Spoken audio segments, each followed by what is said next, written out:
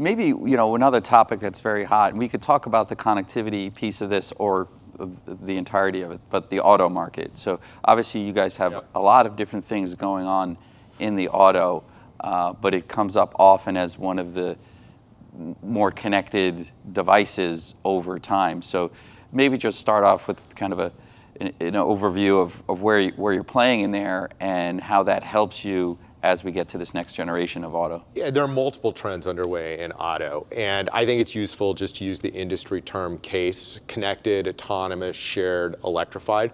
I think all of those create opportunities for us, but we're talking a lot about digital transformation and optical communications, so maybe I'll just stick to the autonomy one mostly for a minute.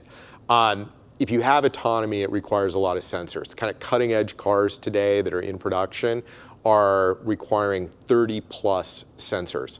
They range from LiDAR to driver monitoring cameras. But what they have in common is all of them need covers, and those have to be durable. The transmission has to be optimized for whatever wavelength the sensor is using, which is different for an optical camera than it is for LiDAR, for instance. And that pulls directly on our glass science and our optical physics capabilities. Then, once you have the sensors in place, they generate a ton of data. A LiDAR sensor can generate 40 gigabits per second. So back to Claudio's rule of thumb that we talked about earlier, you're crossing that threshold where optical networking is needed. In fact, IEEE has convened a committee to define the networking standards for in-car optical networks. And then once autonomy happens, the passengers, the old driver, they need to do something. And chances are they're going to be using apps, and those apps are going to require a lot of communications with the network. So again, a major opportunity for us. And when they use the apps, they want the car to be more like a smartphone. And to make that happen, you need some really specialized glass, and that's what our Auto Glass Solutions is about, delivering a unique glass, a glass of its own for the auto industry. So I think there are tons of opportunities in the auto space for us. And obviously the sensors we're talking about here, safety, quality, has to be number one priority, right? Yes, yeah, absolutely, and lifetime. Yeah, I want to invite you all to come to Silicon Valley and really witness that revolution. I will drive you on those streets and see how many cars, experimental cars with all those sliders and sensors going around. They look funny, but eventually they will look nice. But as Jeff mentioned, autonomy, connectivity, electrification, it's just amazing. I think, my personal opinion, the next 2 decades will be the decades of the automobile. The same way the last 2 decades were the decades of our cell phones and tablets. It's just a lot of research going there. In Silicon Valley, you have the big 11 auto companies with the research labs just looking at this area, autonomous cars, and what will happen inside those autonomous cars. They will be safer. Computer will think much harder or much faster. And we're talking about tablets on wheels or supercomputer on wheels. So I think we'll be spending the best time of our day in a car in the future. A safe car, you're not driving. You do all your communication, entertainment, and just very nice environment. But let's look at some numbers. What will that require?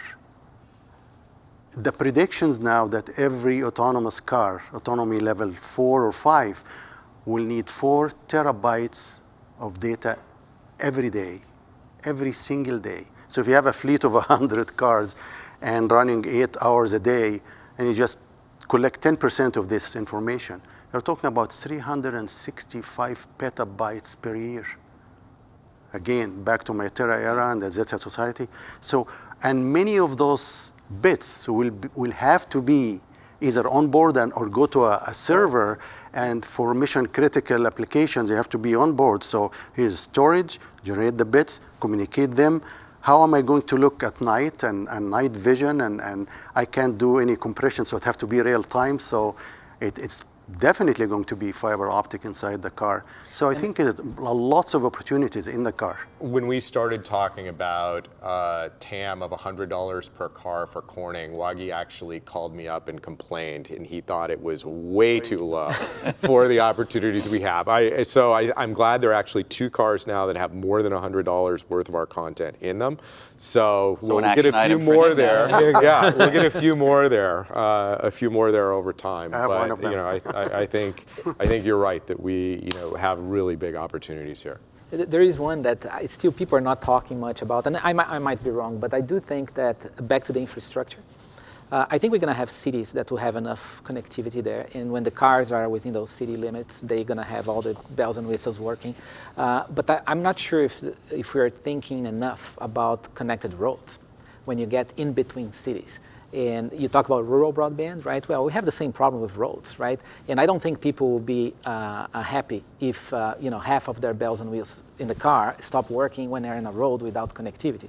So I think there is that aspect that I think will be interesting too, thinking about how to bring connectivity, perhaps specifically to the road, not to the area, but make the roads with more connectivity because of the cars. So I think it's another piece that will be interesting for us.